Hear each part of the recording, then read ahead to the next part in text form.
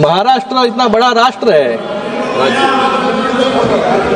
कुछ दिन पहले ही दिल्ली के चुनाव रिजल्ट्स आए। मैं एनडीए को यहाँ पर बधाई देता हूँ एक ऐतिहासिक जीत के लिए, और विपक्ष को भी बधाई देता हूँ ऐतिहासिक हार के लिए। विपक्ष के लोग कहते थे कि एनडीए इस जन्म में राम मंदिर नहीं बना पाएगी, 370 कलम नहीं हटा पाएगी, और कुछ लोग कह रहे थे कि इस जन्म में मोदी जी तो आम आदमी पार्टी को कभी हरा नहीं पाएंगे। इस 10 साल में राम मंदिर भी बन गया, 370 भी हट गया, और इस दिल्ली में सरकार भी बन गई, और आप और आप इस जन्म में ही यूनिफॉर्म सिविल कोड भी इस देश में आएगा। जो व्यक्ति अपने आप को पीएम इन वेटिंग समझते थे, नई दिल्ली की जनता ने उनका टिकट ही काट दिया, क्योंकि इस नई दिल्ली में इतने साल तक एक परिवार रहा। अपने घर में खाता खोलने के लिए उनको इतने सालों तक परिश्रम, वेटिंग, और आने वाले समय में और वेटिंग करना पड़ेगा। कुछ लोग ईवीएम पर सवाल उठा रहे हैं यहाँ पर कि फर्जी वोटर जोड़ दिए गए। मैं उनको बताना चाहूंगा, we gave people economic growth and people blessed us with electoral growth. इसलिए इतना पूर्ण बहुमत आज इस भारत में भी और महाराष्ट्र में भी हमें मिला, और आज दिल्ली में भी।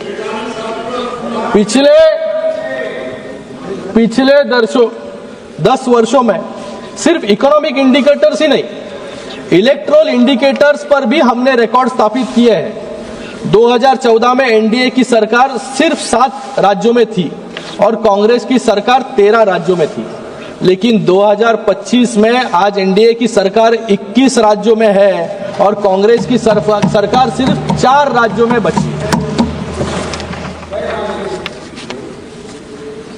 आज बेईमानी तो आप लोगों ने लोकसभा के टाइम की। लोकसभा के टाइम आपने लोगों को फंसाने का काम किया,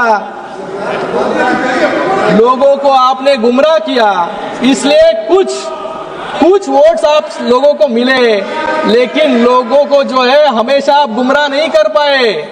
उसका नतीजा दिल्ली इलेक्शन हो, महाराष्ट्र इलेक्शन हो, आपको दिखाई दिया। माननीय और आने वाले समय में शिंदे जी, आप इधर देख के उधर बोलिए, इधर देख के बोलिए, आज इधर देख के बोलिए, किसी को भी बोलिए आप। सुनिए, बैठ जाइए। यादव जी, बैठ जाइए। यादव जी बैठिए। यादव जी, अखिलेश जी बिठाइए उनको, अखिलेश बिठाइए। धन्यवाद। अवधेश जी, अवधेश जी आराम से बैठिए, आराम से बैठिए। आज अरे सुनिए यार, आज हिंदी गठबंधन, हमने आपका सुना है, हमारा भी सुनिए। हम लोग ने देखो अखिलेश जी का पूरे चुपचाप बैठ के ध्यान से सुना। आप भी हमारा ध्यान से सुनिए। आप ध्यान लगा दीजिए। आज इंडी गठबंधन में आज इंडी गठबंधन एक क्रिकेट टीम की तरह है, जिसमें कांग्रेस नाम का एक बैट्समैन है जो हर एक को रन आउट करने के पीछे लगा है। जो हमारे प्रधानमंत्री बिल्कुल सत्य कहते थे कि कांग्रेस पार्टी नहीं परजीवी है, लेकिन मैं ये कहना चाहूंगा कि कांग्रेस पार्टी जो है भारतीय राजनीति का एक भस्मासुर है, जिसके ऊपर हाथ रख दे वो भस्म हो जाता है। उसका उदाहरण जो है हमारे महाराष्ट्र में है। महाराष्ट्र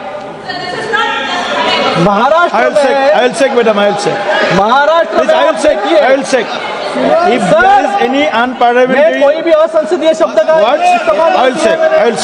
भस्मासुर हमारे देश के इतिहास और यही भस्मासुर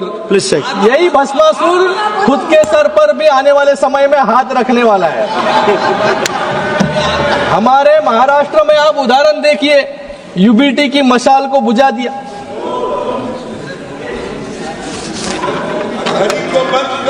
घड़ी को जो सबसे ज्यादा विधायक चुन के आते थे, आज उनकी परिस्थिति क्या हो गई है। और जिन्होंने हिंदुत्व छोड़ा, आइडियोलॉजी के साथ कॉम्प्रोमाइज किया, आज उनके साथ क्या परिस्थिति हो गई, ये महाराष्ट्र में आके आप देख लीजिए।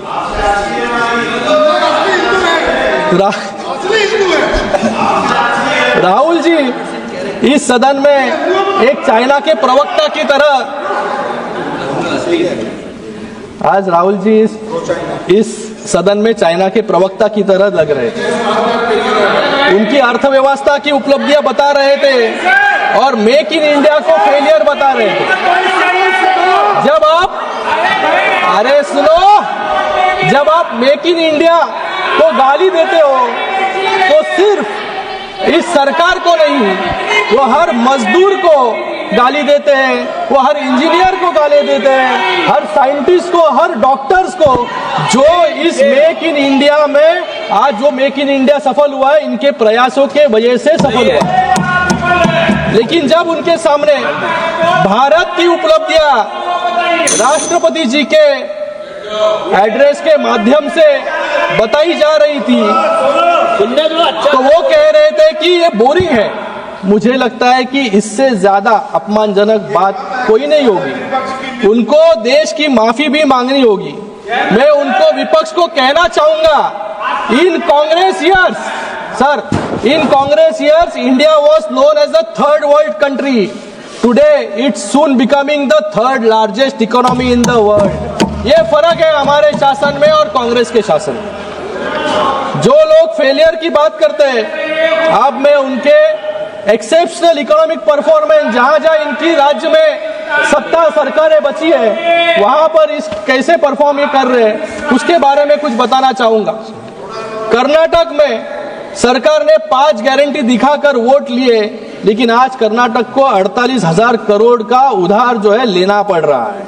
दूसरा हिमाचल प्रदेश है। हिमाचल प्रदेश में 18 नवंबर 2024 को हिमाचल भवन की जब्ती के आदेश हाईकोर्ट ने दिए, क्योंकि कांग्रेस सरकार 150 करोड़ के हाइड्रो पावर परियोजना का भुगतान नहीं कर पाई। हिमाचल में कांग्रेस सरकार का हाल एक फ्यूजिटिव इकोनॉमिक ऑफेंडर वाला हो गया है, जिसकी प्रॉपर्टी अटैच करने की जरूरत पड़ गई है। और उधर हिमाचल सरकार में समोसा स्कैम पर सीआईडी इंक्वायरी चल रही है। समोसा स्कैम। तेलंगाना में भी 10 महीनों में इन्होंने 50,000 करोड़ का कर्ज लिया है। मतलब इन्होंने, सर मैं दूसरा स्पीकर हूँ सर, टाइम बचा है मेरे पार्टी का। नहीं टाइम नहीं है, टाइम नहीं टाइम है थोड़ा ही। कल हमारे विपक्ष के साथी कुछ आंकड़े बता रहे थे। अरे सुन लीजिए, ज्यादा नहीं बोलूंगा, सुन लीजिए। कुछ आंकड़े बता रहे थे और बता रही थी कि सर, बैठिए दादा, नहीं नॉन स्टॉप कमेंट्री कर रहे हैं सर सब लोग। डोंट डिस्टर्ब, प्लीज बैठिए, प्लीज नॉन स्टॉप कमेंट्री कर रहे हैं। No please. हजम नहीं हो रहा है सर, सच्चाई। कल हमारे विपक्ष की एक साथी कुछ आंकड़े दे रही थी, कुछ बता रही थी कि आज हम सब जो यहाँ बैठे हैं, हर पर एक कर्ज है, लेकिन वो नहीं बताया उन्होंने कि ये कर्ज क्यों है, कैसे हुआ। क्योंकि जब इनकी सरकार थी तो जनता को इन्होंने बैंक समझ लिया था और उस बैंक को 10 साल तक इन्होंने लूटने का काम किया। 1971 में आपने बैंक को नेशनलाइज किया, लेकिन 2014 आते आते बैंकों की हालत ऐसी कर दी कि यूपीए कम और एनपीए ज्यादा सुनाई दे रहा था।